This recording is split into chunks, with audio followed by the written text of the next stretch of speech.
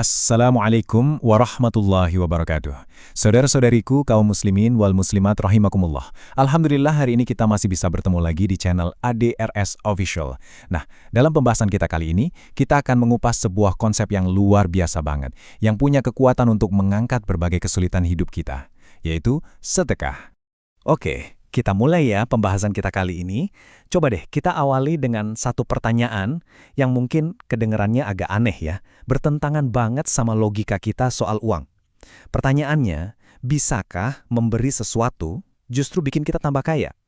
Nah loh, gimana tuh? Ini nih paradoks indah yang mau kita kupas tuntas. Oke, sebelum jauh-jauh, kita pahami dulu dasarnya. Apa sih sebenarnya sedekah itu? Ini tuh lebih dari sekedar nyumbang uang loh. Sedekah itu prinsip spiritual yang dalam banget. Jadi, ini adalah tindakan memberi secara sukarela, bisa harta, bisa juga yang lain, untuk kebaikan bersama. Dan penting diingat ya, ini beda ya sama zakat yang sifatnya wajib. Coba deh perhatikan cara Al-Quran membingkai tindakan memberi ini. Keren banget. Tindakan memberi itu nggak dianggap sebagai kehilangan, tapi sebuah transaksi yang super indah. Al-Quran bahkan menyebutnya sebagai pinjaman yang baik kepada Allah. Sebuah pinjaman yang dia janji akan dibalas berkali-kali lipat. Siapa coba yang nggak mau? Dan janji pelipat gandaan ini bukan cuma buat di akhirat nanti loh. Allah itu maha baik, dia tunjukin berkahnya secara nyata di dunia ini juga. Jadi yuk kita bahas bagian pertama. Apa aja sih balasan langsung yang bisa kita rasakan di dunia ini? Jadi intinya gini, sedekah itu memicu sebuah siklus keberkahan yang benar-benar nyata. Manfaatnya itu nyentuh banyak banget aspek penting dalam hidup kita. Mulai dari harta kita yang justru bertumbuh, bisa jadi jalan untuk kesembuhan, sampai bikin kita bahagia beneran, dan hubungan sama orang lain jadi makin erat. Iya, saya tahu. Kedengarannya seperti paradoks kan? Gimana caranya ngasih duit malah bikin harta nambah? Tapi, justru inilah janji inti dari sedekah. Coba kita lihat hadis ini. Tegas banget di sini dibilang, sedekah tidaklah mengurangi harta. Maksudnya apa? Ya betul, secara angka di dompet atau rekening mungkin berkurang. Tapi janji Allah itu pasti, dia akan ganti dengan berkah dan kelipatan yang jauh lebih besar. Nah, ini juga luar biasa. Ada hubungan yang erat banget antara kesejahteraan spiritual dan fisik kita. Ternyata, tindakan memberi itu bisa jadi sarana penyembuhan. Jadi dengan kita bersedekah, kita tuh nggak cuma bantu orang lain, tapi secara nggak langsung, kita juga sedang mengobati diri kita sendiri. Dan yang lebih keren lagi, anjuran ini ternyata sejalan loh sama sains modern. Banyak penelitian menunjukkan kalau tindakan memberi itu bisa memicu pelepasan zat kimia di otak kita, namanya dopamin dan endorfin. Zat kimia ini secara harfiah bikin kita merasa lebih bahagia dan puas. Ini bukti nyata banget kan kalau kebaikan itu memang sudah fitrahnya bikin kita senang? Oke, itu tadi manfaat di dunia. Sekarang kita naik level ya. Mari kita lihat ganjaran yang jauh lebih besar. Di bagian kedua ini kita akan bahas berkah untuk akhirat. Pahala abadi yang jadi tujuan utama kita semua kan?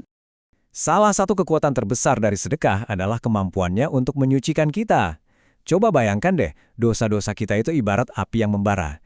Nah, sedekah itu ibarat air yang datang untuk memadamkan api itu. Kebayangkan seberapa dahsyatnya?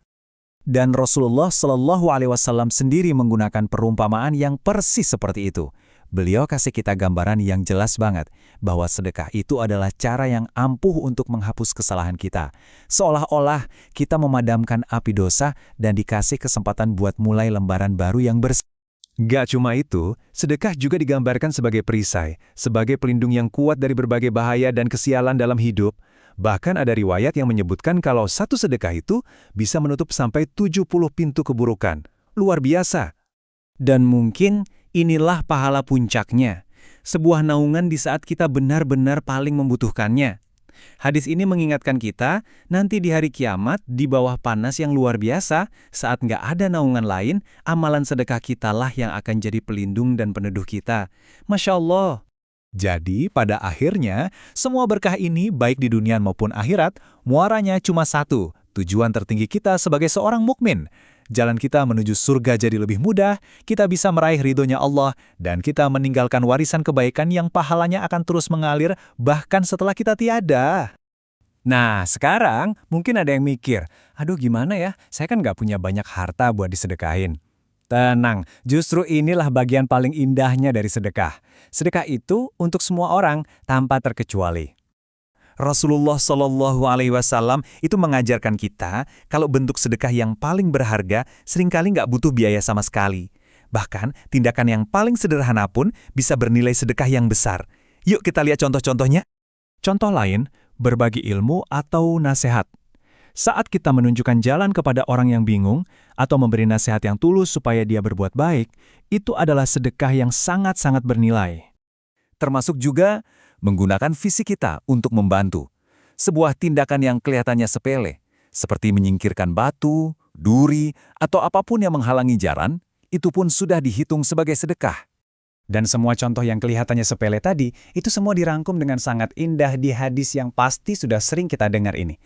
Senyummu di hadapan saudaramu adalah sedekah. Coba bayangin, cuma senyum tulus aja, itu udah dihitung sedekah. Masya Allah, betapa mudahnya ya Allah kasih kita jalan untuk meraih pahala. Jadi, poin terpentingnya tuh bukan seberapa banyak yang kita kasih, tapi tentang niat kita yang tulus untuk berbagi dari apapun yang kita punya, mau itu harta, waktu, tenaga, atau bahkan sekedar senyuman. Nah, sebagai penutup, ada satu pertanyaan untuk kita renungkan bersama. Amalan sedekah apa, sekecil apapun itu, yang bisa kita lakukan hari ini? Terima kasih atas pelakiannya. Mari kita tutup pertemuan ini dengan doa kafaratul majlis. Subhanakallahumma wa bihamdika, asyhadu an la ilaha illa anta, astaghfiruka wa atubu ilaik. Wassalamualaikum warahmatullahi wabarakatuh.